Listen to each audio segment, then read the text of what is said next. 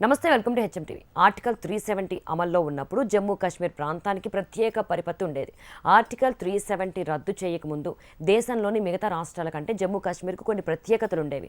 అయితే భారత్లో అంతర్భాగమైన జమ్మూ కాశ్మీర్ కూడా దేశంలోని ఇతర రాష్ట్రాల మాదిరిగానే ఉండాలనే క్రమంలో కేంద్ర ప్రభుత్వం 2019లో ఆర్టికల్ 370ని రద్దు చేస్తూ చారిత్రాత్మక నిర్ణయం తీసుకుంది. అయితే ఈ నిర్ణయాన్ని సవాల్ చేస్తూ సుప్రీంకోర్టులో అనేక పిటిషన్లు దాఖలయ్యాయి.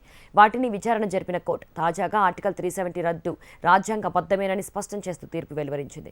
2019 ఆగస్టు 5న భారత హోంమంత్రి అమిత్ షా జమ్మూ కాశ్మీర్ రాష్ట్రానికి ప్రత్యేక ప్రతిపత్తిని కల్పించే భారత రాజ్యాంగంలోని ఆర్టికల్ 370, ఆర్టికల్ 35A రద్దు చేస్తున్నట్టు ప్రకటించారు.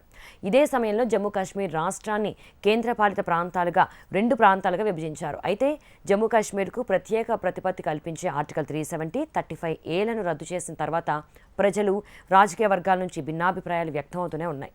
ఈ రద్దును సమర్థించే వాళ్ళు ఉన్నారు, వ్యతిరేకించే వాళ్ళు కూడా ఉన్నారు. ఇదే విషయం గురించి పలు రాజకీయ పార్టీలు, పలువురు ప్రజలు ఆర్టికల్ 370 రద్దును ఎత్తిచూపుతూ అనేక అంశాలు, ప్రశ్నలను లేవనెత్తుతూ న్యాయస్థానాలను ఆశ్రయించారు. అసలు ఈ ఆర్టికల్ 370 అంటే ఏంటి? దాన్ని ఎందుకు తీసుకొచ్చారు? జమ్మూ కాశ్మీర్ ఆర్టికల్ 370కి ఉన్న సంబంధం ఏంటి? రద్దు తర్వాత ఇంకా రచ్చ ఎందుకు కొనసాగుతోంది అనే ఈ తరహా ప్రశ్నలు మీకు వచ్చే ఉంటాయి.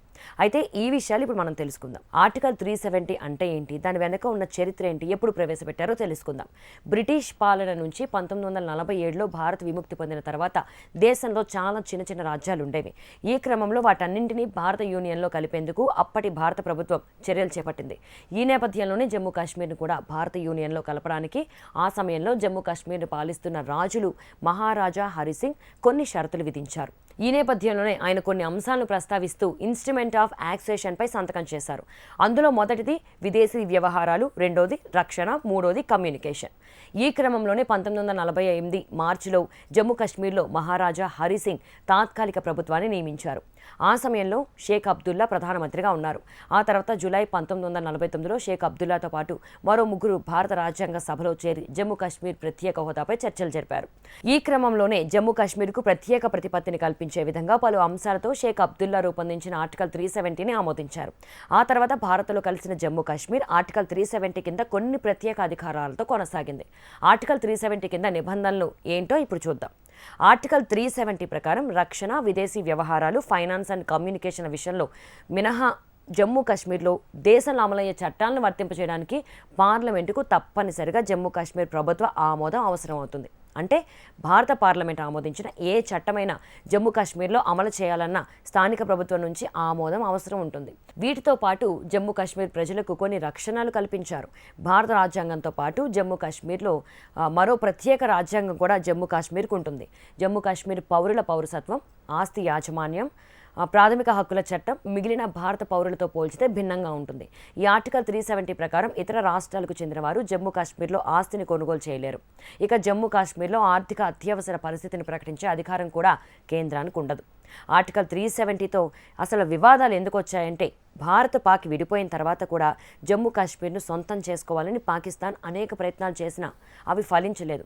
ఆర్టికల్ 370 అంగీకారం తర్వాత కొన్ని షరతులతో జమ్మూ కాశ్మీర్ భారత్లో విలీనమైంది. ఆ తర్వాత నుంచి భారత్ పాక్ల మధ్య ఘర్షణ మరింత పెరిగింది.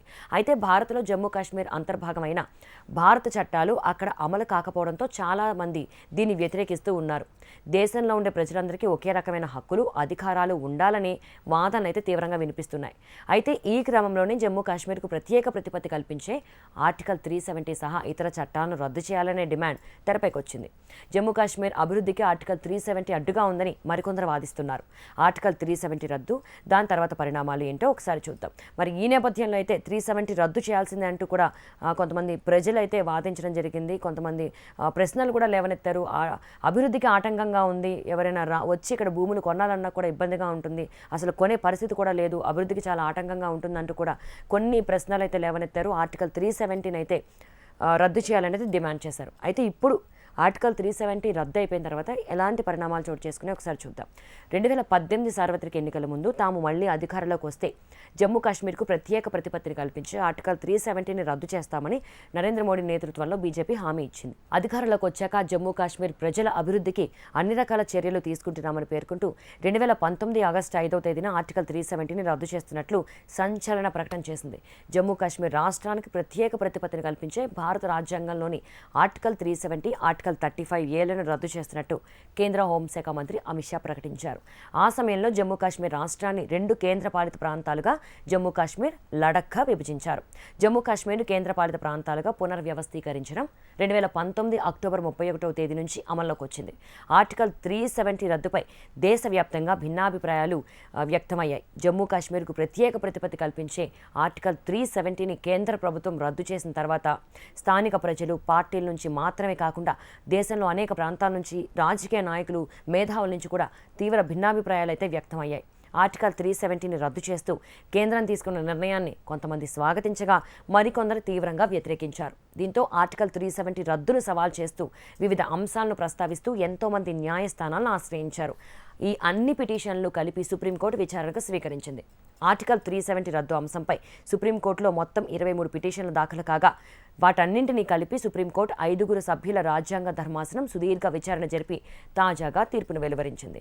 సో ఇది ఆర్టికల్ 370 రద్దు గురించి. అంటే ఆర్టికల్ 370 అసలు ఎలా ఏర్పడింది, దాని వెనుకున్న చరిత్ర ఏంటి, ఆర్టికల్ 370 రద్దు చేయాలి అనే ఆలోచన ఎందుకు వచ్చింది, అసలు ప్రజల నుంచి ఎందుకు ఈ విషయమైన వినతులు వచ్చాయి, అలాగే ఆర్టికల్ 370 రద్దు చేసిన తర్వాత ఎలాంటి పరిణామాలు చోటు చేసుకున్నాయనే విషయం చూసాము. అలాగే ఇప్పుడు తాజాగా సుప్రీంకోర్టు కూడా తీర్పు వెలువరించింది. ఆర్టికల్ 370కి సంబంధించి కూడా సమర్థించింది ఈ విషయాన్ని, దీనికి సంబంధించి కూడా.